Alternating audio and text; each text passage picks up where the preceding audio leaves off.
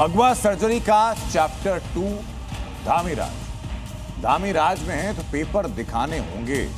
SIR शुरू हुआ नहीं है उत्तराखंड में, लेकिन अभी से टेंशन है। और हाल ये कि मस्जिद और मदरसों में पोस्टर लगा दिए जा रहे हैं। 40 साल के कागज तैयार रखने की अपील की जा रही है।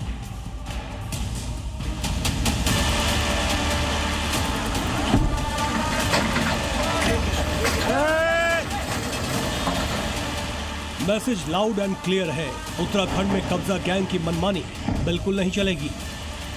अवैध है तो फिर चाहे मस्जिद हो या मदरसा, धामी सरकार का शुद्धिकरण अभियान लगातार जारी रहेगा।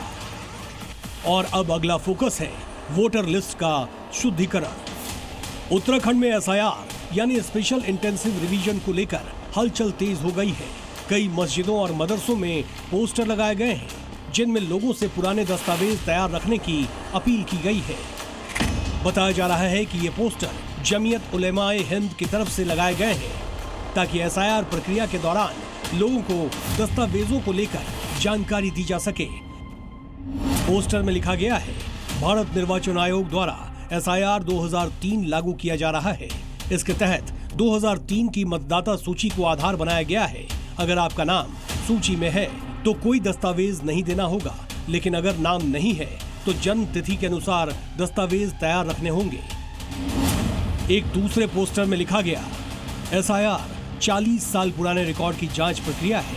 जिनका नाम वोटर लिस्ट में है उन्हें कोई कागज नहीं देना, लेकिन जिनका नाम नहीं है वो अपने और बच्चों के दस्तावेज तैयार रखें। हालांकि इन पोस्टरों के सामने आने के बाद सियासत भी तेज हो गई है। हिंदू संगठनों का कहना है कि अगर जांच हो रही है तो हर किसी को दस्तावेज दिखाने होंगे। एसआईआर कन्वर्टेड एनआरसी है। जैसे बीजेपी की सरकार ने कहा था कि हम एनआरसी लाएंगे और एक नेशनल रजिस्टर फॉर सिटीजन्स बनाएंगे, अब ये एनआरसी ना लाकर एसआईआर ले आए हैं। इस स्पेशल इंटेंसिव रिवीजन में ये एक बल्क तौर से वोटर्स को नाम काट रहे हैं। उनको है जो वास्तव में बिना दस्तावेजों के आधार पर इस भारत को दीमक की तरह चाटने का प्रयास कर रहे हैं। जो जेन्युइन लोग उन्हें किसी प्रकार की समस्या नहीं, कोई उनको वो सरकार का 2 बार महीने का राशन भी ले रहे हैं, आयुष्मान सुविधा का लाभ भी ले रहे हैं, जो जेन्युइन लोग हैं। दरअसल उत्तराखंड में अगले कुछ हफ्तों में एसआईआर प्रक्रिया शुरू होने वाली है। शासन और प्रशासन स्तर पर तैयारियां तेज हैं। सूत्रों के मुताबिक करीब 88% काम पूरा हो चुका है, जबकि बाकी वोटर्स के सत्यापन की प्रक्रिया जारी है। और इसी को लेकर सियासी पारा भी चढ़ गया है।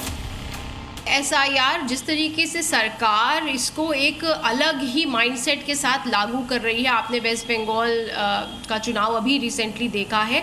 अगर माइंडसेट गलत है, मुझे लगता है, तो इस तरीके की बातें सामने आ रही हैं। जो सनातन से नफरत करते हैं या जो काफिर के रूप में भारतवर्षवासियों का दिल दुखाते हैं, तो निश्चित तौर पर उनकी तो जांच पड़ताल और उनकी पूरी गहनता से जांच का संवैधानिक अधिकार भारतीयों को है, सरकार को है।